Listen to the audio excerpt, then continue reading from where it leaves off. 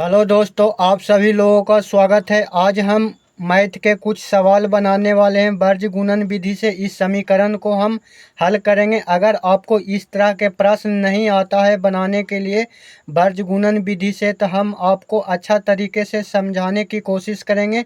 ये वीडियो देखने के बाद आपको बहुत अच्छा से समझ में आएगा। अगर आप मैथ में चाहे कितना भी कमज़ोर क्यों ना हो, हम आपको ये सवाल अच्छा तरह से समझा देंगे। और 10th क्लास में एक प्रश्न ये जरूर पूछता है, तो आपको इस तरह से दे देगा, कहेगा वर्ज गुणन विधि से समीकरण को हल करें, और ऐसे दो समीकरण दे देगा। तो हमको कैसे बनाना है, ठीक है। तो आप देखिएगा, ऐसे दो समीकरण दे देगा, ठीक है। तो आपको करना क्या है, पहले एक समीकरण को आपको उठाना है, ठीक है। तो यहाँ पर देखिए 2x + 3y = 46 है। तो हमको क्या करना है, बराबर के ये साइड है जो 46, इसको अंदर कर लेना है, बराबर के अंदर कर लेना है, ठीक है। और बराबर के ये साइड हो जाएगा 0। देखिए कैसे करना है। जो 2x है तो 2x लिखेंगे, प्लस 3y है तो 3y लिखेंगे, और बराबर के ये साइड प्लस 46 में है तो बराबर के ये साइड आएगा तो -46 में हो जाएगा, ठीक है। और बराबर में ये साइड 0 हो जाएगा, और इसको मान लेंगे समीकरण 1 मान लेंगे। क्या मान लेंगे, समीकरण 1 मान लेंगे, ठीक है।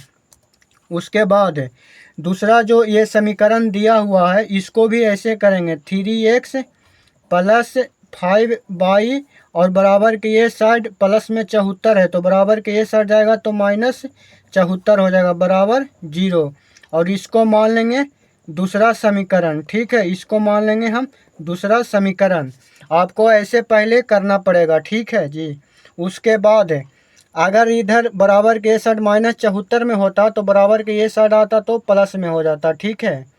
तो आपको इतना कर लेना। उसके बाद आपको क्या करना है, देखिए वर्ज गुणन का एक फार्मूला होता है। देखिए आप इस तरह से आपको एक फार्मूला याद करना पड़ेगा, ठीक है।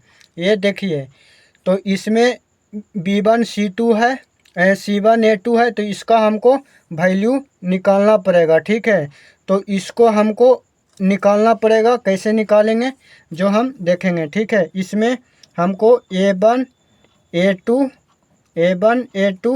और B1 B2 और C1 C2 हमको वैल्यू निकालना पड़ेगा, ठीक है। तो हम कैसे निकालेंगे जो, तो समीकरण एक से पहले जो समीकरण दिया हुआ रहेगा उसको, उसमें से A1 B1 C1 निकालेंगे, और समीकरण 2 से A2 B2 C2 निकालेंगे, ठीक है।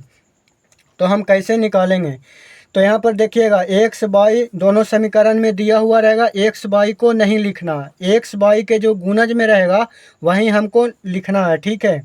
तो सबसे पहले A1 B1 C1 हो जाएगा इसमें भी। दूसरा पहला समीकरण में A1 B1 C1, और दूसरा समीकरण में A2 B2 C2, ठीक है। तो कैसे लिखेंगे, एक्स के गुना में 2 है तो 2 लिखेंगे, ठीक है। और A1 बराबर 2 लिखेंगे क्योंकि पहला समीकरण हमको लेना है, ठीक है, दूसरा समीकरण को नहीं देखना है। B1 बराबर 3 लेंगे क्योंकि बाई के गुना में 3 है, ठीक है, तो लेना है 3। और C1 बराबर -46 लेना है। क्या लेना है, -46। अगर प्लस 46 में होता तो हम प्लस नहीं लिखते हैं, सिर्फ 46 लिखते हैं। और B1 में 3 लिए हैं, अगर B1 में -3y होता तो -3 लिखते हैं, ठीक है। लेकिन +3 है तो प्लस के साइन नहीं देंगे। अब A2 में हम सिर्फ समीकरण 2 को देखेंगे। तो A2 में हम लिखेंगे सबसे पहले x में 3 का गुना है तो 3 लिखेंगे। उसके बाद B2 में 5y है, यानी y में गुना है 5, तो यहाँ पर 5 लिखेंगे। C2 में -74 है तो माइनस हम 74 लिख लेंगे, ठीक है।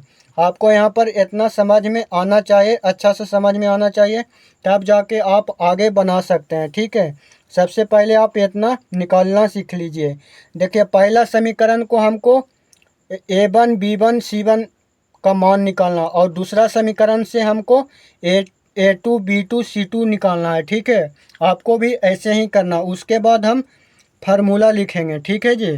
फार्मूला सबसे पहले आप देख लीजिए, हम इसको बना देते हैं कि कैसे लिखना है। जो ऊपरे x/1 लिखा हुआ रहेगा, ठीक है, x/1 लिखा हुआ रहता है। तो देखिए हम आपको ट्रिक बता रहे हैं कैसे लिखना है। ऊपर एक्स लिख ले रहता है और फिर बाई और एक, उसके बाद एक बटा का चिन्ह देता है। ठीक है, आपको बराबर लिखना है। ठीक है, इसको बराबर लिखना है इस प्रकार से। अब आपको क्या करना है, देखिए अब आपको क्या करना है जे, सबसे पहले हमको BC लिखना है। क्या लिखना है? BC। BC, अब बीच में माइनस होता है तो माइनस लिख देना। उसके बाद CA लिखना है। क्या लिखना है? CA।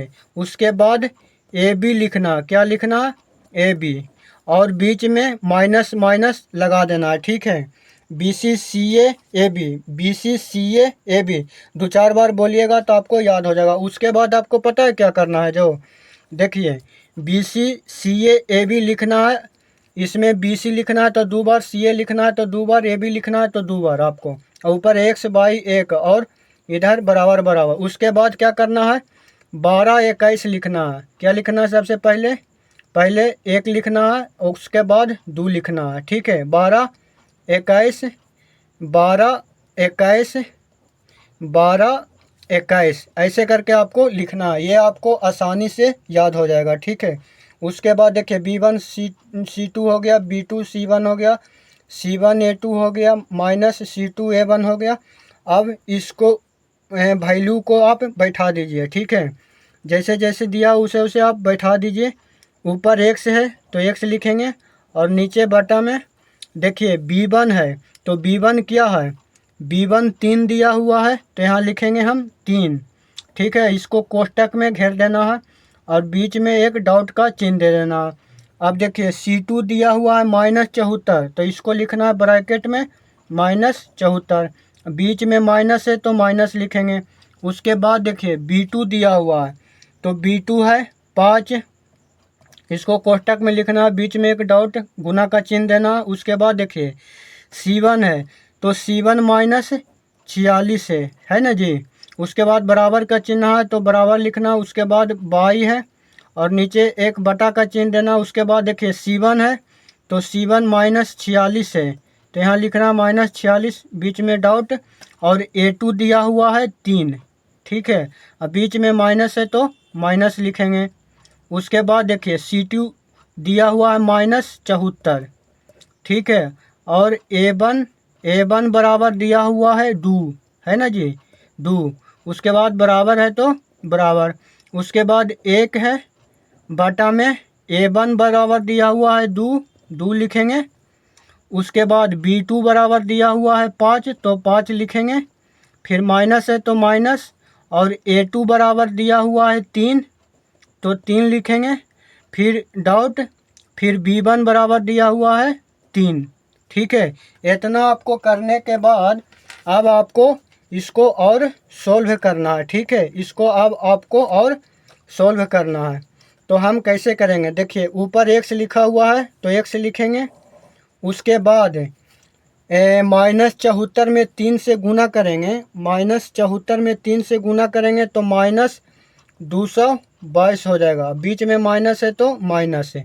देखिए -46 में 5 से गुना करेंगे तो 230 हो जाएगा। क्या हो जाएगा? -230, और -230 और माइनस हो जाएगा +230 हो जाएगा। ठीक है, बराबर है तो बराबर। उसके बाद ऊपर बाई है और एक बटा का चिन्ह दे देंगे। -46 में 3 से गुना करेंगे तो हो जाएगा -138। ठीक है, और -74 में 2 से गुना करेंगे तो 148 हो जाएगा माइनस में, और माइनस हो जाएगा +148। ठीक है, फिर बराबर है तो बराबर, ऊपर 1 है। अब बटा में नीचे देखिए 5 में 2 से गुना करेंगे तो 10 हो जाएगा, और माइनस है तो माइनस, 3 में 3 से गुना करेंगे तो 9 हो जाएगा। अब यहाँ पर देखिए x है तो x लिखेंगे, और बटा में देखिए -222 और +230। अगर हम माइनस प्लस माइनस होगा यानी कि 8 हो जाएगा ना, और प्लस है क्योंकि लगेगा, क्योंकि बड़ा वाला साइन हमको लगाना है। उसके बाद बराबर है तो बराबर, बाई बटा हो जाएगा कितना, -138 और +148, 10 हो जाएगा ना। उसके बाद 1/1 हो जाएगा, 10 में से 9 जाएगा तो 1। हमको अब क्या करना है, 122 का मान निकालना है। क्या निकालना है, तो एक बार x को लेना है ठीक है, तो x बटा 8 हो जाएगा और बराबर एक बार इसको लेना है जिसमें ना x लिखल है ना y लिखना है। ठीक है, उसके बाद एक बार y को लेना है y बटा 10 और एक बार इसको लेना है, इसको 2 बार यूज करना है, x में भी y में भी। ठीक है, इतना समझ में आ गया होगा। पहले इसको लेना है उसके बाद इसको ले लेना है। ठीक है, तब x का वैल्यू निकल जाएगा और उसके बाद y का ले लेना है और उसके बाद इसको ले लेना है। अब देखिए x का वैल्यू निकलेगा कैसे, तिरछे तिरछे गुना कीजिए, x में 1 से गुना करेंगे तो x हो जाएगा। ठीक है, और फिर बराबर है बीच में तो बराबर, 8 में 1 से गुना करेंगे तो 8 हो जाएगा। ये x का वैल्यू निकल गया। ठीक है, तिरछे तिरछे गुना कीजिए, x में 1 से तो x हो जाएगा, 8 में 1 से गुना कीजिए तो 8 हो जाएगा। तो x बराबर 8 ये वैल्यू निकल गया। फिर इसको भी सेम कीजिए, y में 1 से गुना कीजिएगा तो y हो जाएगा और 10 में से 1 गुना कीजिएगा तो 10 हो जाएगा, यानी x और y बराबर वैल्यू हमको निकल गया। आई होप कि वीडियो आपको बहुत अच्छा लगा होगा। तो आपको वीडियो अच्छा लगे तो ये वीडियो को लाइक शेयर सब्सक्राइब कीजिए और वीडियो को देखने के लिए बहुत बहुत धन्यवाद। और लास्ट में इस फार्मूला को आप याद कर लीजिएगा अच्छा से, जिस तरह से हम आपको बताएं। तो वीडियो देखने के लिए 2 बार आपको धन्यवाद।